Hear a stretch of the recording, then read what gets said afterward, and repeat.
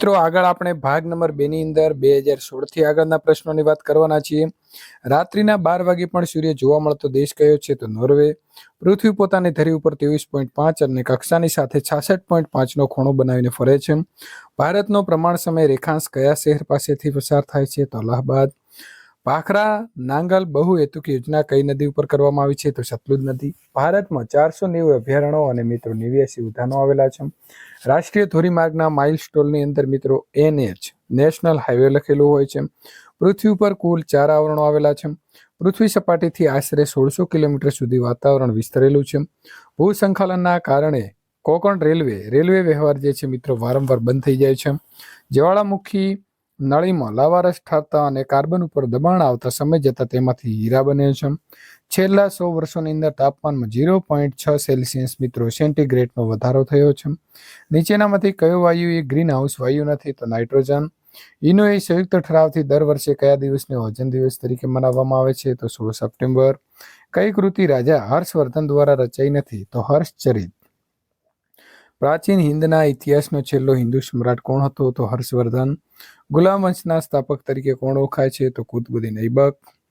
અણહિલવાડની કઈ રાણીએ પ્રજા કલ્યાણના હેતુસર રાણીની વાવ બંધાવી હતી? તો રાણી ઉદયમતી. કોના શાસનકાળ દરમિયાન પાટણમાં સહસ્ત્રલિંગ તળાવ બાંધવામાં આવ્યું હતું? તો સિદ્ધરાજ જયસિંહ. ઇબ્રાહિમ લોદી અને બાબર વચ્ચે પાણીપતનું યુદ્ધ કઈ સાલમાં થયું હતું? તો ઈસવીસન 1526માં. ભારતમાં આવવાનો જળમાર્ગ શોધવાનું બીડું ઝડપનાર ઇટાલીનો કોલંબસ હતો. પ્લાસીનું યુદ્ધ જે છે મિત્રો કોની વચ્ચે થયું હતું? તો એ તમારા પ્રશ્નનો જવાબ એ ઓપ્શન ખોટા હોવાથી મિત્રો આપણે નથી આપ્યો. ભારતમાં સહાયકારી યોજના કોણ લાવ્યું? તો આવશે લોર્ડ વેલેસ્લી. ડેલહાઉસી દ્વારા કઈ નીતિ પોલિસી અપનાવવામાં આવી હતી? તો ખાલસા નીતિ. ભારતમાં સૌપ્રથમ રેલવે લાઇન જે છે કોની વચ્ચે શરૂ કરવામાં આવી હતી? તો મુંબઈ અને થાણા વચ્ચે. ઈસવીસન 1829માં સતી થવાનો રિવાજ અટકાવતો કાયદો કોણે અમલમાં મૂક્યો? તો વિલિયમ બેન્ટિંગ. ઈસ્ટ ઇન્ડિયા કંપનીની હકુમત સામે સંગ્રામનું આયોજન ક્યારે થયું હતું? તો આવશે 31 મે 1857. ઈસવીસન 1857ના સંગ્રામના પ્રથમ શહીદ કોણ બન્યું? તો આવશે મંગલ પાંડે. ભારતીય બંધારણ ક્યારે અમલમાં આવ્યું? તો 26મી જાન્યુઆરી 1950. કયું વિધાન જે છે મિત્રો અસત્ય છે? તો બંધારણ સભામાં એક પણ જે છે તે મહિલાનો સમાવેશ કર્યો ન હતો. દર કેટલા વર્ષે લોકસભાની ચૂંટણી થાય છે? તો 5 વર્ષે. રાજ્યસભાના 250 સભ્યોમાંથી રાષ્ટ્રપતિ કેટલા સભ્યોની નિમણૂક કરે છે? તો 12. રાજ્યસભાના સભાપતિ તરીકે કોણ હોય છે? તો ઉપરાષ્ટ્રપતિ.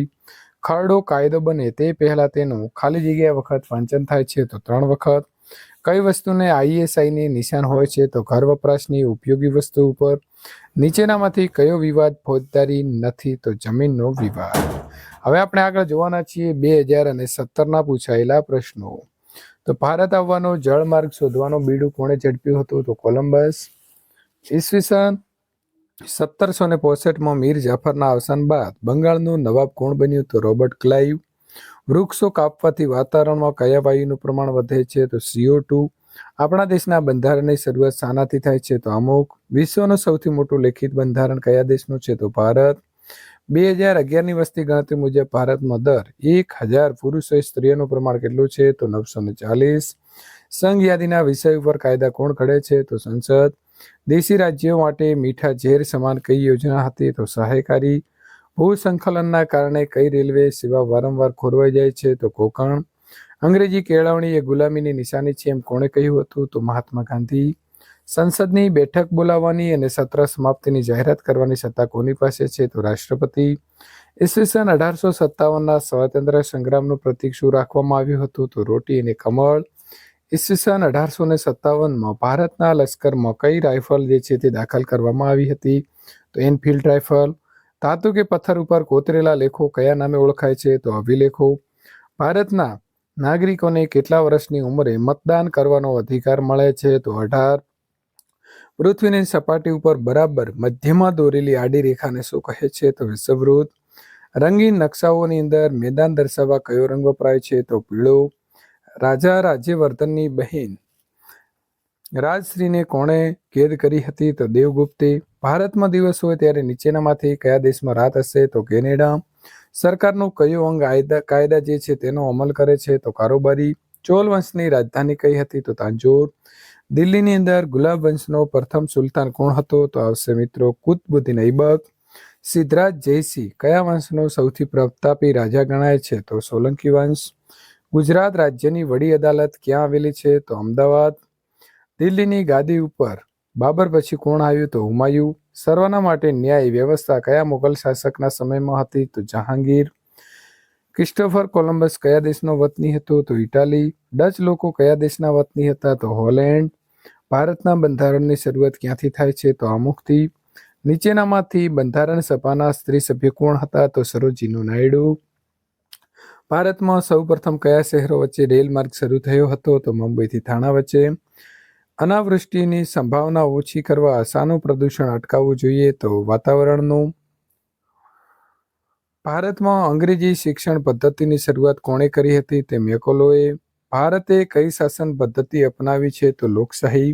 કયા રાજ્યનો દત્તક પુત્રનો ગાદી ઉપરનો હક અંગ્રેજોએ સ્વીકાર્યો ન હતો? તો ઝાંસીનો. ત્યારબાદ મિત્રો 2018ના પ્રશ્નોની વાત કરીશું. અણહિલવાડનું અપભ્રંશ થયેલું નામ નીચેનામાંથી કયું છે? તો આવશે અનાવાડા.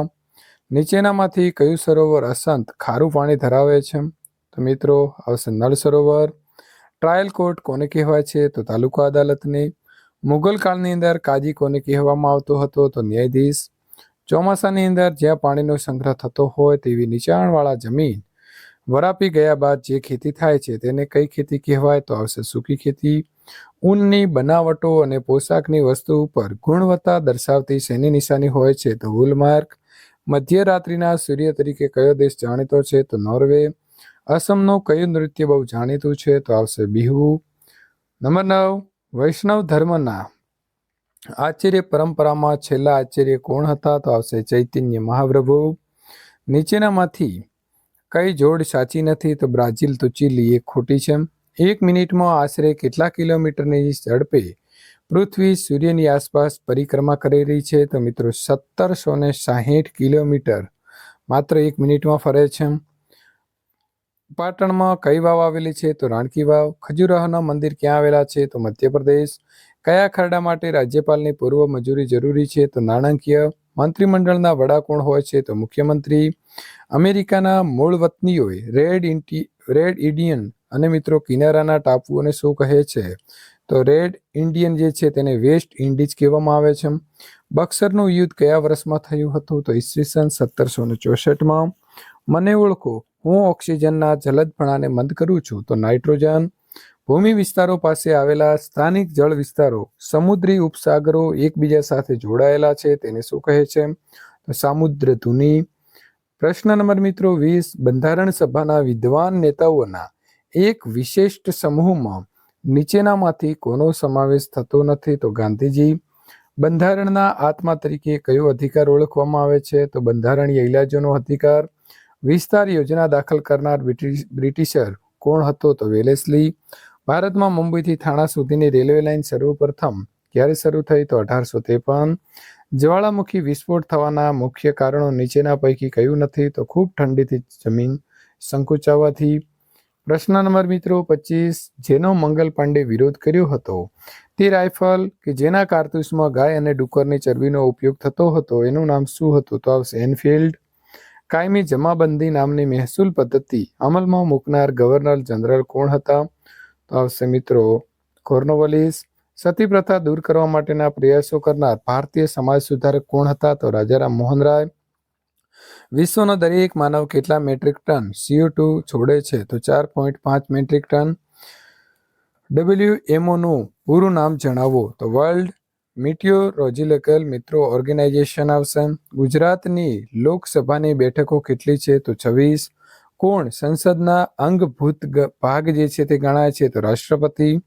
નીચેનામાંથી પૂર પ્રભાવિત વિસ્તાર અને નદીઓ કયો સંબંધ જે છે સાચો છે?